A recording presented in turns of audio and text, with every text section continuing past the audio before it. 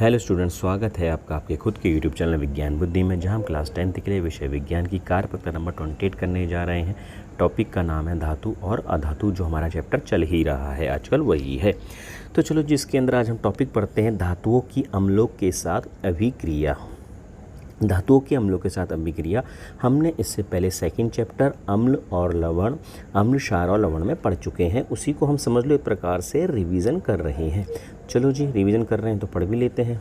देखो जी, जब भी कोई धातु किसी अम्ल के साथ अभिक्रिया करती है तो क्या बनाती? दो चीज़ें। एक तो बनाती है लवण प्लस दूसरा निकालती है हाइड्रोजन गैस। सबसे इम्पोर्टेंट है ये कौन सी गैस? Hydrogen gas. क्लियर हो गया? अच्छा जी, चलो जी देखते हैं इसे अब एग्जाम्पल में। यहाँ पर आपको यहाँ पर दिख रहा है कि एक सोडियम है। सोडियम किसका रिएक्शन कर रहा है? HCl के साथ, हाइड्रोक्लोरिक एसिड के साथ। तो जो सोडियम है ना, वो उस HCl में से Cl को बाहर निकाल देगा, तो सॉरी H को बाहर निकाल देगा, और वो किस फॉर्म में बाहर निकल जाएगा? H2 की फॉर्म में बाहर निकल जाएगा, और सोडियम खुद इस H की जगह पर चिपक जाएगा और क्या बन जाएगा? NaCl। ये क्या है? हमारा लवण है, और ये क्या हो गया? हमारा हाइड्रोजन गैस हो गया। सिमिलरली इसी तरह से हमारा दूसरा एग्जाम्पल है कि जिंक रिएक्शन कर रहा है हाइड्रोक्लोरिक एसिड से। फिर जिंक क्या करेगा? इस H को डिस्प्लेस कर देगा, बाहर निकाल देगा, और कौन सी गैस बाहर निकाल देगा? Hydrogen gas. और खुद जिंक इस H को हटाकर चिपक जाएगा, तो क्या बन गया? HCl प्लस क्या बन गया? ZnCl2। क्यों नहीं हो रहा बैक? देखो दोबारा से देख लेते हैं। ZHCl, H2 गैस को बाहर निकाला, प्लस क्या बन जाएगा? ZnCl2। तो ये क्या हो गया? लवण हो गया, और ये क्या हो गया? आपका हाइड्रोजन गैस हो गया। क्लियर हो गया बच्चों? चलो जी। अच्छा जी, यहाँ पर एक इम्पॉर्टेंट टॉपिक लिखा है कि कॉपर तनु HCl के साथ अभिक्रिया नहीं करता है। भैया क्यों नहीं करता? इसके पीछे रीजन क्या है? तो यहाँ पर हमें एक ये दे रही है सक्रियता श्रेणी, जो हमें लास्ट क्लास में पढ़ी थी। इसमें क्या होता है आपको साफ नहीं दिखाई दे रहा होगा, तो मैं यहाँ पर लिख देता हूँ कि हमें पता था कि भैया कालू नाथ का महंगा आलू जरा फीका पड़ा है क्योंकि। अब देखो, जो ऊपर रहते हैं ये ऊपर से आ रही है नीचे की ओर ना, Zn के बाद फिर Fe आता है, फिर नीचे आता है। तो जो ऊपर वाले होते हैं वो ज़्यादा रिएक्टिव होते हैं, जो नीचे आते हैं वो कम रिएक्टिव होते हैं। तो यहाँ पर देखो, H ऊपर आ रहा है कि नीचे आ रहा है? देखो H ऊपर आ रहा है, Cu क्या आ रहा है? नीचे आ रहा है। तो H Cu को तो हटा सकता है, पर Cu H को नहीं हटा सकता, क्योंकि सक्रियता श्रेणी में हाइड्रोजन ऊपर है और कॉपर क्या नीचे है।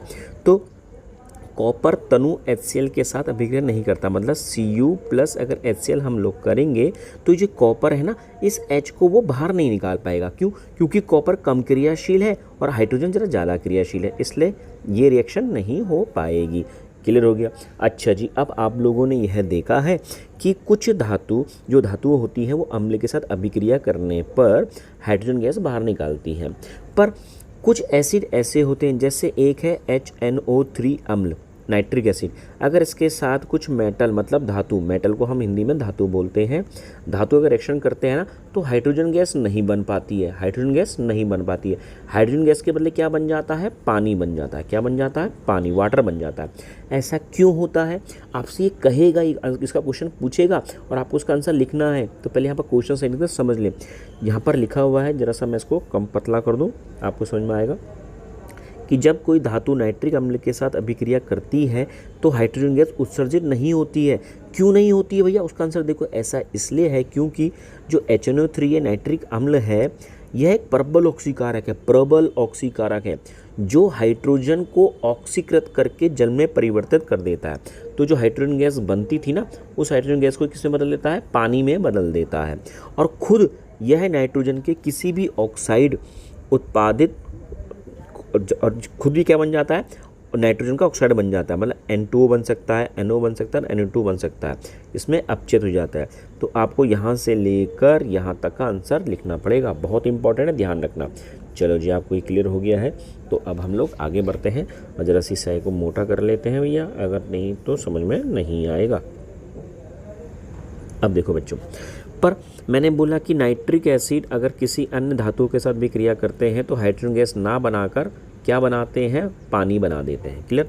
पर कुछ धातुएं ऐसी हैं जो जिद्दी हैं जो नाइट्रिक अम्ल के साथ अभिक्रिया करके हाइड्रोजन गैस बनाएगी। तो वो कौन कौन से ऐसे धातु हैं, तो वो है आपकी मैग्नीशियम और मैंगनीज, दो धातु हैं, मैग्नीशियम और मैंगनीज।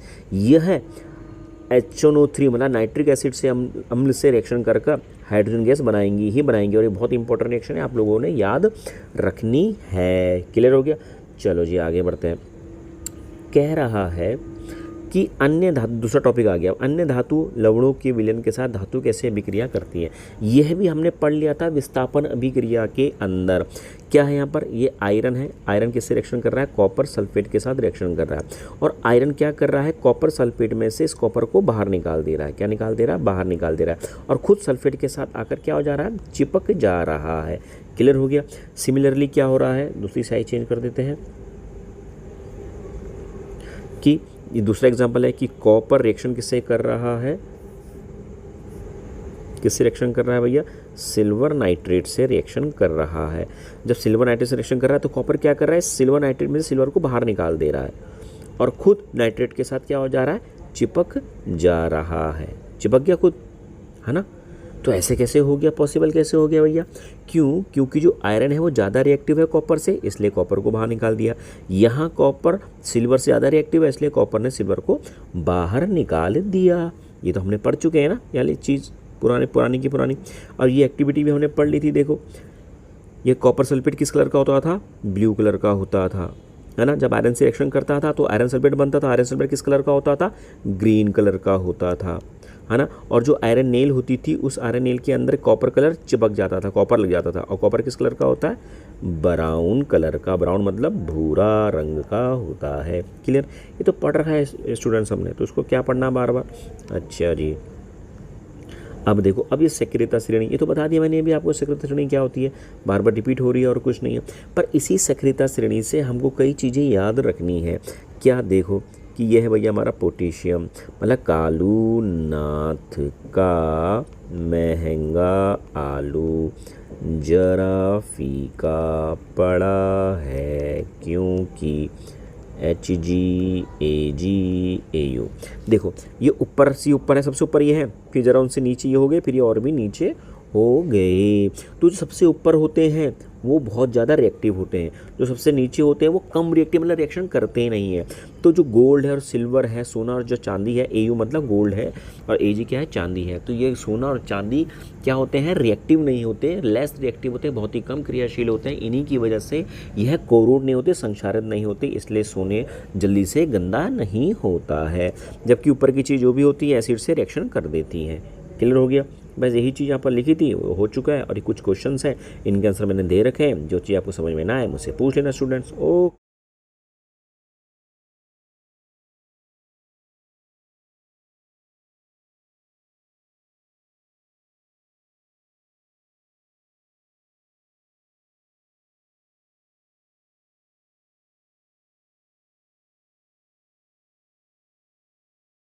Okay students, bye.